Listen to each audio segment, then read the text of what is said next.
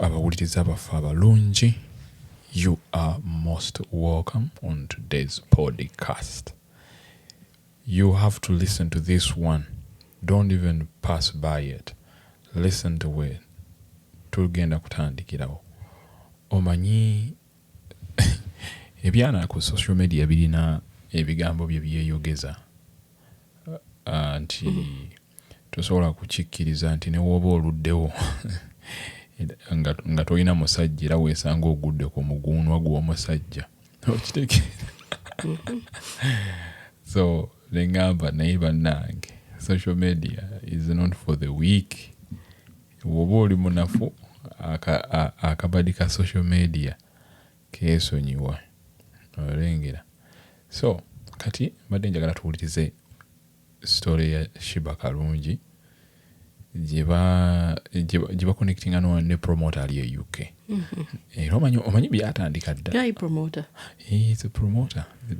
These promoters that bring people in UK okuyimba. Omanyi olugambo olwo lwatandika dda. Omanyi, do you know by the way nti ebintu ebimu bibeera bituufu. Prison of Proverbs zebakola mbu there is no smoke without fire. Emboozi ya promote eyo yatandika dda. Tetandise kati nga audio za sheeba zivuddeyo. But let's hear how vulnerable she was in these messages, or audio messages. What I want.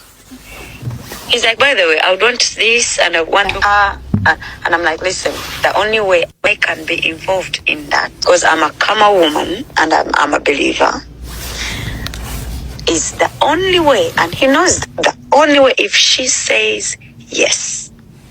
So it wasn't a thing of, because I've known him for quite some time, but I didn't even know you. I didn't even know his kids.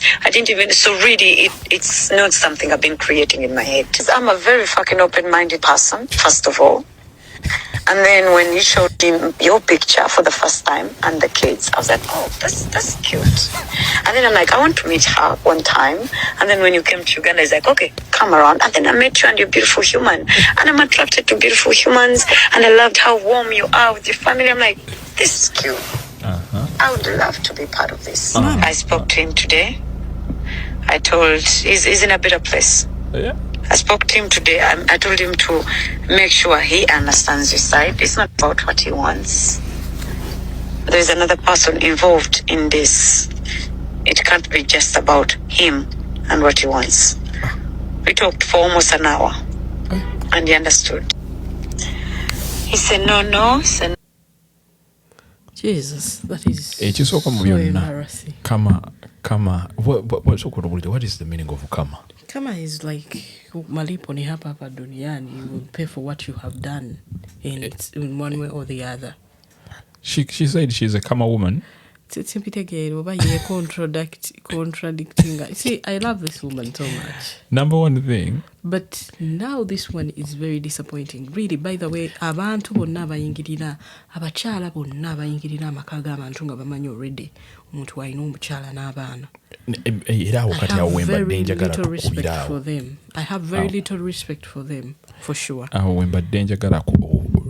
Tutandikira wow. Kuba alina wagambira nti yali tamanyi.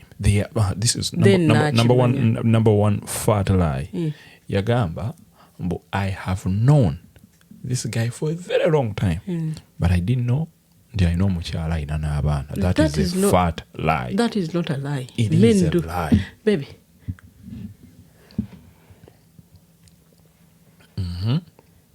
Men tell these lies. It's not a lie.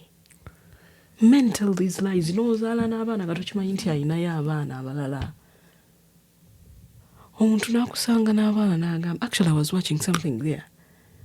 Guy yeefuula ayogera ng'Omumerika amiitinze mukwano gwe ne yeefuulira ku munne mputamumanyi.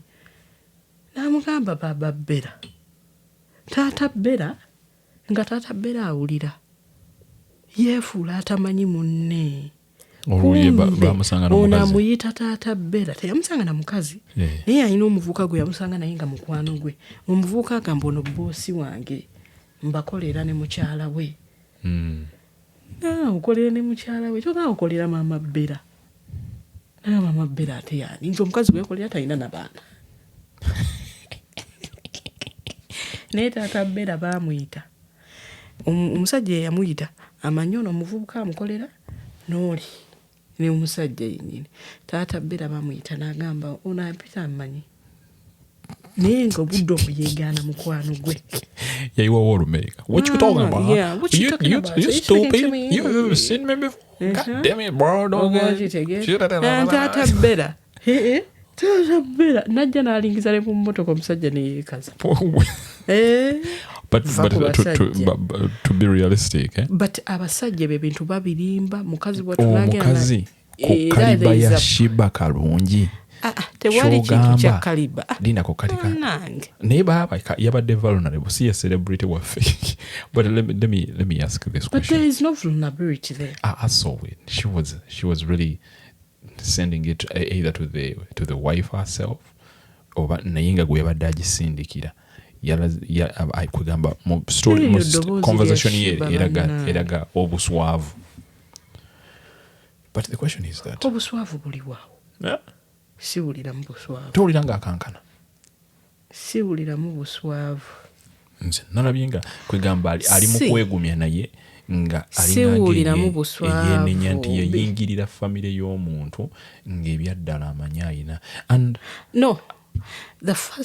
What she's saying in the beginning, if you're listening to that audio very well, she didn't know, and it might be true.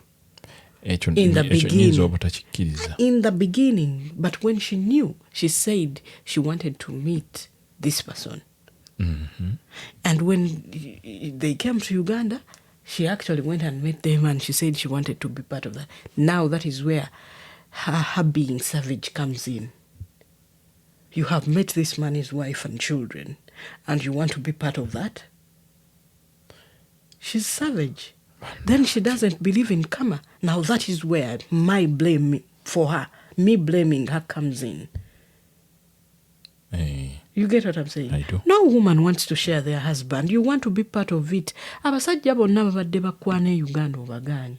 You want to be part of this man's thing. Omuntu omulala agamba mmwe mulowooza sheeba ku myaka gy'alina yandisanzewo omusajja atalina bagundi baana namukazi. What is wrong with Africans?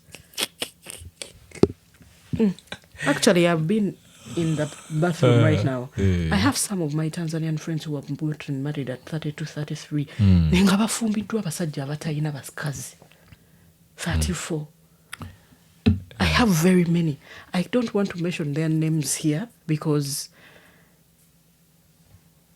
kale bwe njogera mu Luganda naye omuntu ayinza okuwulira erinnya lye nga ndi mentioning nze n'agamba lwaki erinnya lyange liri mu audio oba okitegeera mu audio eyo. Ndasobola okuwa example nga tuyogedde erinnya. Oba okitegeera. Naye nze nyina mikwano gyange bemmanyi n'amaaso nga babawasizza mbaga. mulekerawo okuteekako societal pressure ku bantu. Mwabaleetera abaana b'abandi okuyingira amaka g'abandi. Tebagenda kumpasa, ani alimpasa, oba okitegeera. Which is not true. But any woman who goes into someone's family, I want to be part of, that is savage. And then when you talk about that I'm a karma woman, there is nothing about karma that you know. Toyina kiri ku kama gwe kyomanyi. Tokimanyi kama togimanyi tojoogerako toddamu. Because really, I really respect that woman. And I've loved her. But that, she was savage. She's savage. And she doesn't know anything about karma. Because let me tell you, if you say I'm for women, then that contradicts you. If you're making another woman cry, then how are you saying you're for women? It doesn't make sense. She's now anti-women. It doesn't make sense. Yeah, I'm not saying integrity. That is wrong. When we talk about the integrity of someone. You don't just say things, but in your actions they're not there. You get what I'm saying? Integrity is when you do something even behind closed doors.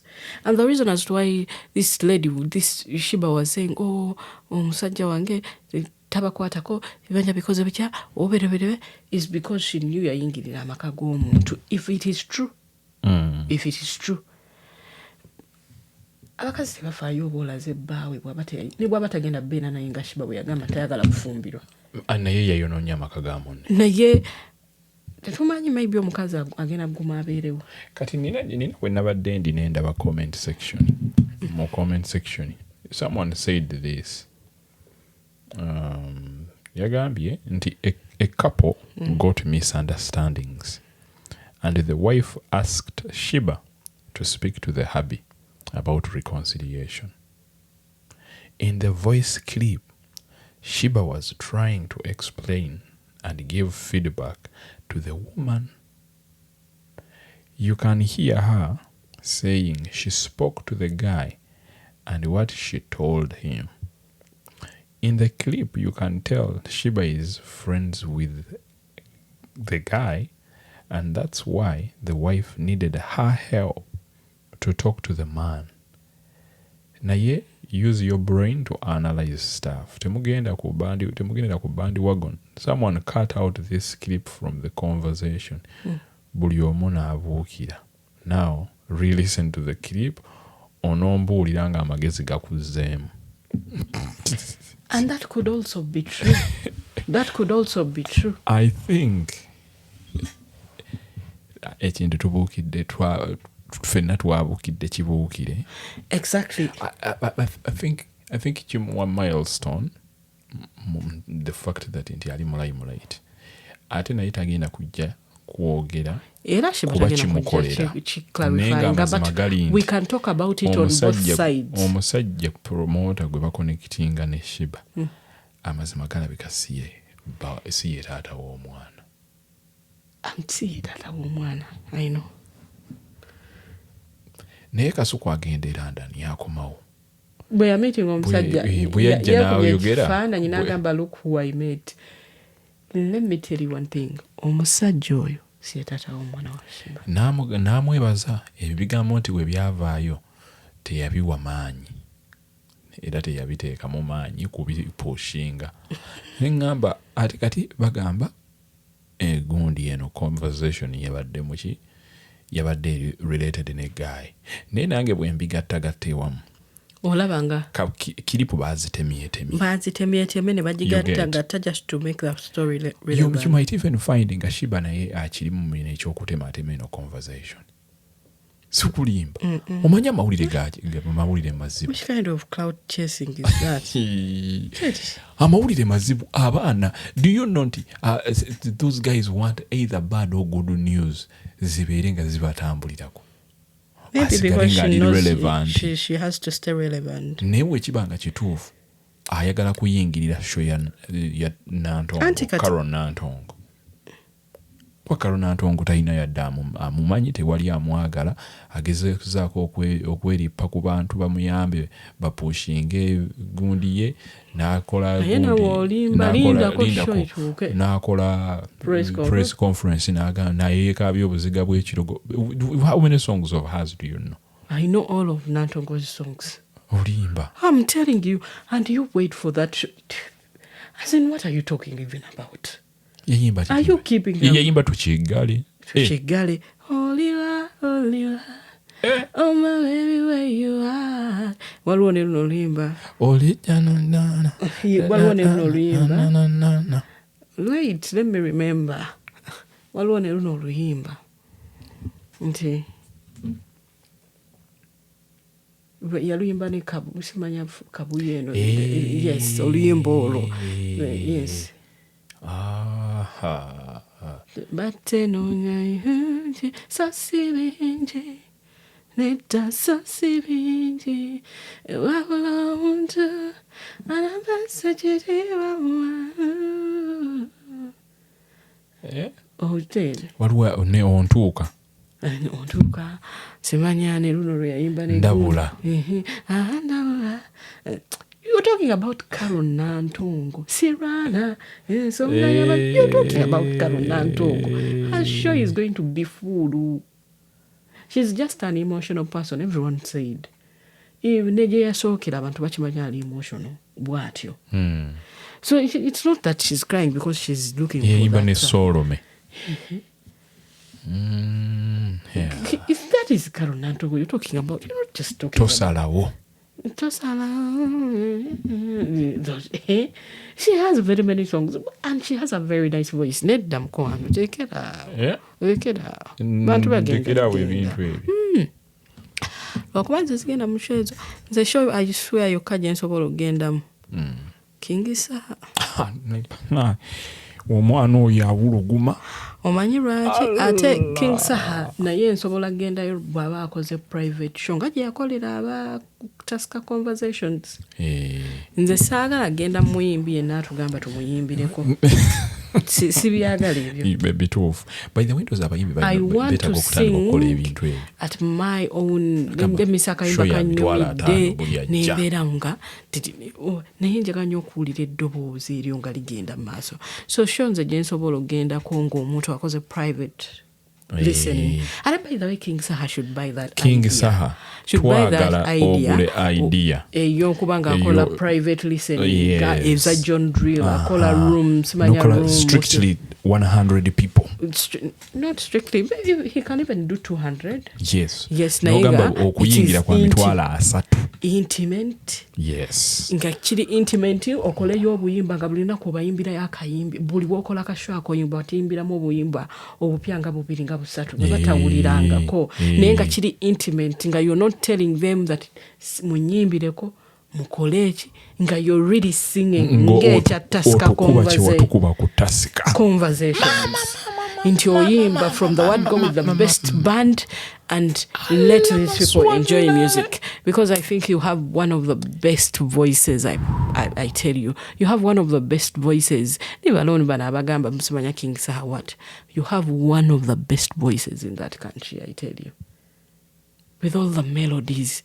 King Saha oyimba buyimbi omuntu agamba where is this coming from? Yes. No, as in the way he sings on stage is the way he sings in studio. In the studio. Kwegamba it is that perfect. We yakuba gundi ngali ne Bobby Wine. Kasooke munoonye wano. Yakuba kayimba nti bitabuse bizeemu ngali ku gundi agenda wa atwala Bobby Wine ku airport man nga tekuliko yadde ekintu kyonna naye bayinza otugira katugireke but I think ekintu kya sheeba bula ly'amawulire nedda that is bula ly'amawulire naye tetwandikipuukidde. No, look here, the media is like that. We jump on even speculations. We give our views. It doesn't mean it is right. And that is why in the news, news always has allegedly. Oba mbu. Oba okitegeera. Yes. Mbu ne allegedly. Kati ebintu ebyo bwebiri bibiri. You have to say allegedly. Oba mbu. Because we are never sure. Oyinza okyogera ng'oli very sure omukyala n'avaayo n'agaye ngeri gye wali sure tugende mu kooti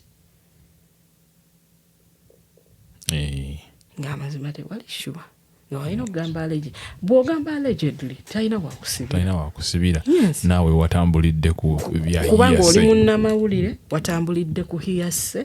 You didn't say it was true. And that's it. Kale kasita afunyeemu amawulire naye abantu no one has been on her side.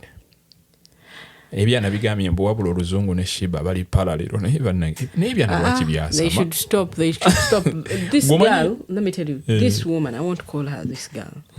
This woman, this lady, yasoma mpaka form 2 owokitegera naye alina baasinga okwogera obulungi. Ekituufu. Stop it. Do you know how many people we have had speaking the worst accents, the worst pronunciation of words? This girl, yava mu ssomero da dda abamwagera mpaka ku university naye bwe mwogera ffe ababaswalira most especially nga tutudde mu audience mu Uganda. Yes, abantu abamu boogera nga gwatudde gwaswala. Kyogamba we don't know English. Naawe weewulidde kyogamba we don't know English. What are you trying to insinuate? We speak English. Don't play games. We speak English. Don't even play games right now. Byonna ebigambo bibiri nange byensobola okwogera. Naawe weewulidde we don't play omusajja ono bamuyitani muzeeyi magala. Temutukoya because English. Temutukoya because English is even never our language. If we are speaking it in a good way or fluently, that is just a credit added onto us. You get what I'm saying? But we have our own languages. Muva ku bino mbusimanya national language in English. English namna gani? National language English mutulaba tuli bazungu. We mulaba abazungu boogera Oluganda. Ekiyayi kirala kyagambye mbu nakyo kiri attracted to beautiful human, mbu abasajja abafumbo. Kale bannange bwe tutyo akazindaalo bwe tukasayinize out. Have a great day and God bless you all. Nabyo mukutuusaako engalo yonna gye musinzidde okutulaba. Thank you very much for tuning in. Yourself. Yeah.